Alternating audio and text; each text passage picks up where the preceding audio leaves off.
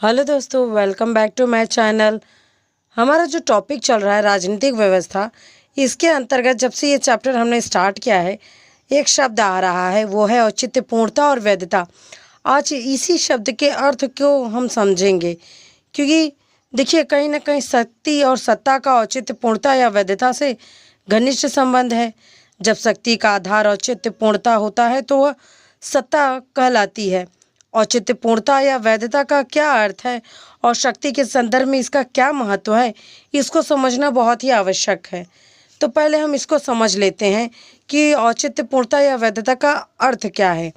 देखिए, औचित्यपूर्णता या वैधता उस स्थिति को कहते हैं जिसके अंतर्गत एक राजनीतिक व्यवस्था के सामान्य लोगों को यह विश्वास हो जाता है कि सत्ता को धारण करने वाले की जो सत्ता है और उसका जो प्रयोग है वह सामान्य स्वीकृत नियमों और क्रियाविधियों पर आधारित है। देखिए, इस बात को और स्पष्ट से हम समझने के लिए कुछ सामाजिक विचारकों के परिभाषा को पढ़ेंगे, जिससे और स्पष्ट हो जाएगा कि वैधता या औचित्यपूर्णता का क्या अर्थ है। देखिए, एस.एम.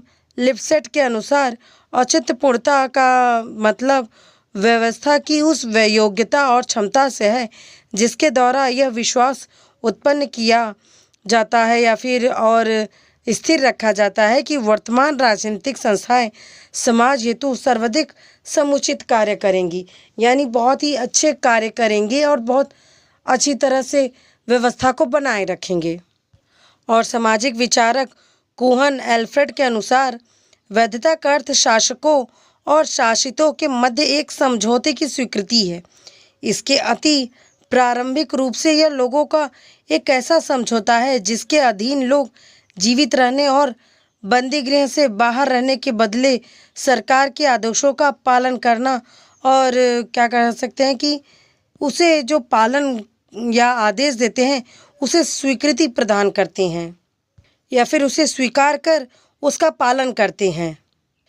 इस तरह से वैधता की विभिन्न इन परिभाषाओं से हम ये समझते हैं कि वैधता लोगों की वह स्वीकृति या सहमति है जो किसी राजनीतिक व्यवस्था को प्रदान की जाती है। देखिए, इस प्रकार वैधता का स्रोत भय या प्रलोभन के आधार पर प्राप्त की गई जो सहमति होती है वो सही नहीं होती है, बल्कि उनके विश्वास और मूल्यों पर जो आधारित ऐच्छिक स्वीकृति होती है वही सर्वोपरि मान्य होती है।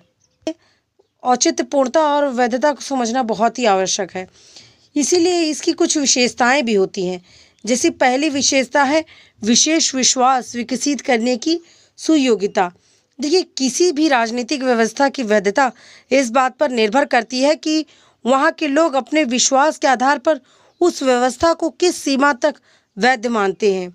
इस प्रकार से वैधता की अवधारणा में राजनीतिक व्यवस्था की यह योग्यता सम्मिलित है कि वह लोगों में यह विश्वास पैदा करे और बनाए रखे कि यह राजनीतिक व्यवस्था और उसके द्वारा स्थापित संस्थाएं उनके हितों की रक्षा और अनुकूलन ही कार्य करेंगे, यानी उनके लिए जो भी कार्य करेंगे वो सही होगा, उचित होगा लोगों के लिए। औचित्यपूर्णता की दूसरी विशेषता है प्रभाविकता।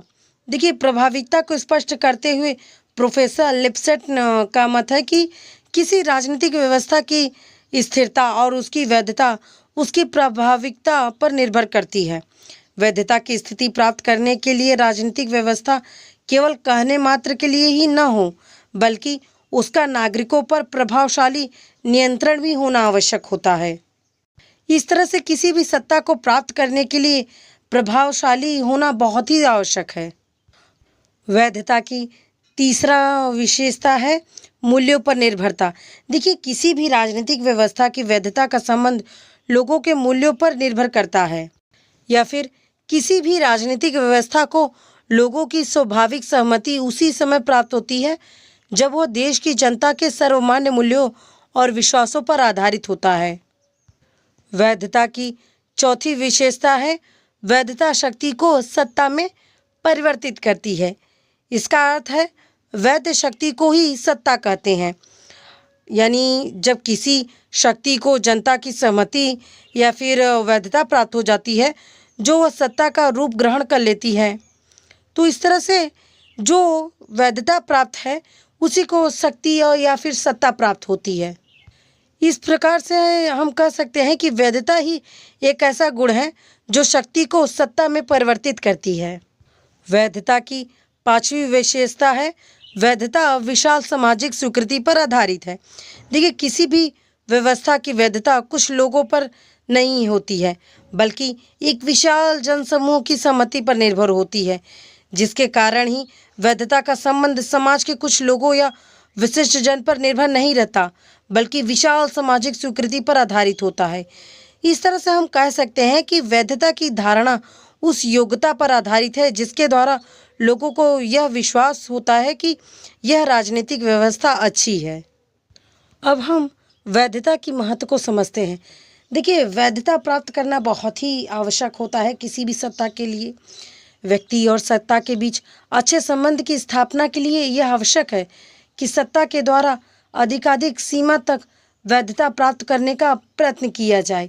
इसीलिए राजनीतिक व्यवस्थाएं हमेशा ही वैधता प्राप्त करने के लिए अपने कार्य में लगी रहती हैं। तो जब चुनाव आते हैं तो कई राजनीतिक पार्टियां अपने अपने कार्यों को करने के लिए या लोगों के जनताओं के दिलों को जीतने के लिए, अपनी सत्ता को वैधता प्राप्त कराने के लिए कई कार्यक्रमों और कई नियमों और कई कार्यों को लेके आते हैं कि हम ये कर देंगे, हम वो करेंगे, जनता के लिए, हम देश के लिए ये करेंगे। इस तरह से वो कहीं ना कहीं ये सब सत्ता को प्राप्त करने के लिए ही करते हैं, ताकि जनसाधारण का उन्हें सहमति प्राप्त हो और उन्हें सत्ता प्राप्त हो। इसी सामाजिक विचारक लिपसेट लिखते हैं कि किसी विशिष्ट लोकतंत्र की स्थिरता न केवल आर्थिक विकास पर ही बल्कि वहाँ की राजनीतिक व्यवस्था की वैधता और क्षमता पर भी निर्भर करती है।